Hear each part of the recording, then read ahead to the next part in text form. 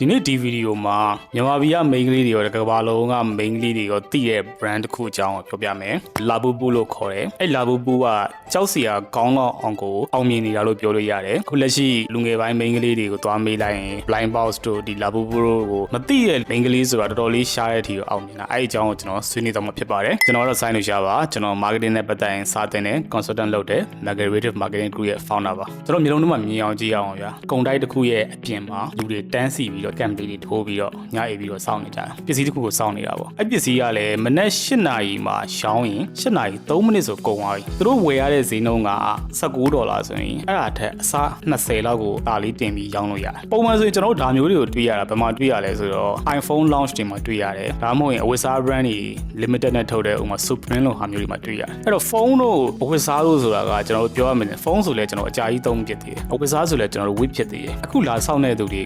ကရုပ်တရုပ်အတွက်လာဆောက်တာဆိုရင်အံ့ဩပါမလားတော့မသိဘူး။ Labubu ကိုစပြီးတော့တီထွင်ခဲ့တဲ့သူတို့ပြောရမလားဖန်တီးခဲ့တဲ့သူကိုပြောရမလား။သူကတော့ Kissenland လို့ခေါ်တယ်။ရှင်းပြောရရင်ဒီဟာကိုအစတုန်းကရုပ်အတွက်ဖန်တီးခဲ့တာမဟုတ်သူပုံဆွဲခဲ့တာ။ပုံဆွဲတယ်သူ limited vinyl နဲ့ထုတ်တယ်ပြီးရင်ကိုယ့်ကို handmade လုပ်ချင်တဲ့သူတွေအတွက်သူရောင်းပေးတယ်။အဲ့တော့အဲ့ဟာကတဖြည်းဖြည်းနဲ့ကျွန်တော်တို့ပို့ပြီးတော့ demand များလာတဲ့အချိန်မှာ format ကဒါကိုအကွက်မြင်တယ်။သူတို့အဲ့အတွက်ဒီ Labubu နဲ့ပတ်သက်သမျှမူပိုင်ခွင့်အားလုံးဝယ်လိုက်ပြီးတော့သူတို့စပြီးတော့ထုတ်တယ်။အဲ့တော့စပြီးထုတ်တဲ့အချိန်မှာလည်းသူတို့ကအောင်မြင်တယ်ဒါပေမဲ့2024မှာလီဇာလိုမျိုးတကဘာလုံးနှိပါတည်တဲ့အမှုပညာရှင်ကကြီးညာပေးလိုက်တဲ့အချိန်မှာတော့လုံးဝကိုဝက်ကွယ်မှာဝက်ကွယ်အောင်မြင်သွားတယ် brand တွေအနေနဲ့ကျွန်တော်လုပ်ငန်းတွေအနေနဲ့ entrepreneur တွေအနေနဲ့သူတို့သုံးရတဲ့နီးကိုကျွန်တော်တို့ရှာဖွေကြည့်မယ်ဆိုရင်အဲ့ဒါကို scarcity engine လို့ခေါ်သက်မဲ့ရှားပေါအောင်လုပ်ပြီးတော့ရောင်းတာပေါ့အဲ့တော့သူတို့သုံးရတာနီလန်5ခုရှိတယ်အဲ့5ခုကိုကျွန်တော်ခုပြပြမယ်နံပါတ်1ကတော့ limited drops လို့ခေါ်တယ်ကျွန်တော်တို့မြန်မာပြည်မှာရှိတဲ့တချို့ limited edition ဆိုပြီးထုတ်ကြတယ်ကျွန်တော် consultant လုပ်ပေးခဲ့တဲ့လုပ်ငန်းတွေမှာလည်းရှိကြတယ်သူတို့က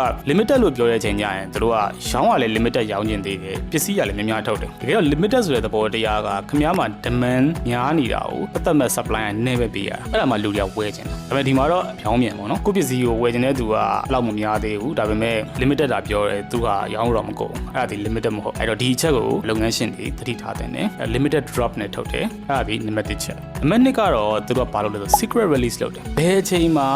release လုပ်မလဲဆိုတဲ့ဟာကိုမကြီးညာတော့ဒါမျိုးနီးစနစ်တွေကိုသူတို့သုံးခဲ့အဲ့တော့လူတွေကအချိန်တိုင်းစောင့်နေရတဲ့အတွက်သူလွတ်သွားမှာကိုကြောက်တဲ့အတွက်ဒီအချက်ကိုအမြဲတမ်းသူတို့ကြည့်နေတယ်နောက်တစ်ချက်ကတော့သူတို့က intentionally low supply ဆိုတဲ့နီလန်ကိုသုံးတယ်ခုနပြောလိုမျိုးပဲတကယ်တမ်းဒီနေရာကိုကြည့်လိုက်ရင် market ထဲမှာထားပါတော့အရုပ်900ဝယ်မဲ့သူတေချာပေါက်ရှိလို့ရှိတယ်အဲ့ဒါဆိုသူတို့ဘာလို့လဲဆို100ပဲထုတ်တယ်အဲ့ကြောင့်လူတွေကပို့ပြီးတော့ဝယ်ချင်ကြတယ်ရှားမှတော့တချို့ကလည်းဝယ်တယ်ပြီးရင်ချင်းပြန်ရောင်းတယ်သူတို့အမြဲရတဲ့အတွက်ဒါဒီတခြားလူတွေအတွက်ပါစနစ်တစ်ခုဖြစ်လာတာနောက်တစ်ချက်ကတော့ location based exclusive ကိုသူတို့ထုတ်တယ်အဲ့ဒါဘာလဲဆိုတော့ဟောင်ကောင်မှာပဲထုတ်တဲ့အရုပ်ကဟောင်ကောင်မှာပဲရှိတယ်ထိုင်ဝမ်မှာမရအောင်အဲ့လိုပဲထိုင်ဝမ်မှာပဲထုတ်တဲ့အရုပ်ကထိုင်ဝမ်မှာပဲရတယ်ဟောင်ကောင်မှာမရအောင်နေရာတစ်ခုနဲ့တစ်ခုနဲ့ရတဲ့ Labubu ချင်းမတူအဲ့အတွက်လူတွေကပို့ပြီးတော့စိတ်ဝင်စားတယ်ငါတို့ကဟောင်ကောင်ကအရုပ်ကငါတို့ကထိုင်ဝမ်အရုပ်ကဆိုပြီးတော့တကယ်ကိုအရုပ်တွေကိုလိုက်ပြီးစုဆောင်းနေတဲ့သူတွေအတွက်လည်းသူတို့ကဂုဏ်ယူစရာကြွားစရာအခြေအနေတစ်ခုဖြစ်တယ်နောက်ဆုံးတစ်ခုကတော့ main ကလေးတော်တော်များများအယုံမှုဆွဲလန်းကြတယ် blind box မြတ်ဘာရမလဲဆိုတဲ့ဟာကိုမသိဘူးမြတ်ဝယ်လိုက်ရတယ်ဈေးရလည်းကြီးသေးတယ်ဒါပေမဲ့ဘာရမလဲဆိုတာလည်းမသိဘူးဒါပေမဲ့အဲ့ဒါကိုရှင်းနိုင်တာဆိုတာလည်းမရက်နိုင်ဘူးဒါလည်းရှင်းပြောရင်ဒီဘက်ခေတ်လူငယ်တွေမလို့တာဒီနီးကိုသုံးလို့ရတယ်လို့ထင်တယ်ကျွန်တော် marketing သမားဆိုတော့လူတွေကိုကျွန်တော်လိုက်ပြီးမေးရတာဝါသနာပါတော့အသက်ကြီးတဲ့ကျွန်တော်တို့အဖွားအရွယ်တွေကိုကျွန်တော်လိုက်မေးဘူးတဲ့အားလို့ဆိုရင်ရောအဲ့လိုမျိုးဘာရမယ်မသိတဲ့ဟာကိုဝယ်မလားဆိုတော့မဝယ်ပါဘူးတဲ့ဘာလို့ဝယ်ရမှာလဲကိုရမယ့်ဟာတော့မှသူတို့ကဈေးစစ်ချင်သေးတာဆိုတော့ဘာရမယ်မသိတဲ့ဟာဆိုရင်သူတို့ပူတောင်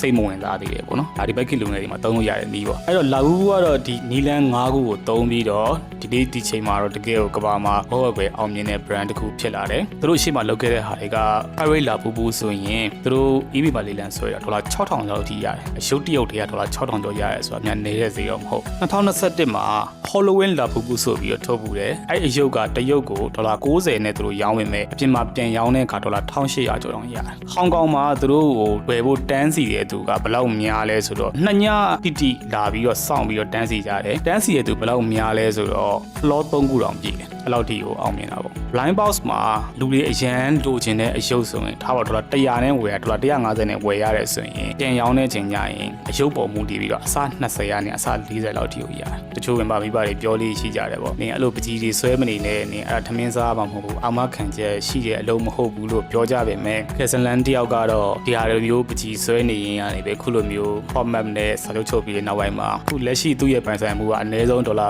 5 million တော့ကျော်သွားပြီလို့ကျွန်တော်ဖတ်လိုက်ရတယ်အဲ့တော့ဒီနေ့ case ကနေပြီးတော့တွေးစရာတွေကိုလုပ်ငန်းအတွက်လုပ်စရာတွေအများကြီးရမယ်လို့ကျွန်တော်ထင်ပါတယ်ကျွန်တော်ကိုယ်တိုင်လည်းဒီ case ကိုဖတ်ကြည့်တဲ့အချိန်မှာတွေးတွေအများကြီးရပါတယ်အားလုံးလည်းလူမျိုးထပ်တူကြလိမ့်မယ်လို့မြင်ပါတယ်တန်ဖိုးရှိတဲ့ brand ကိုတည်ဆောက်နိုင်ကြပါစေ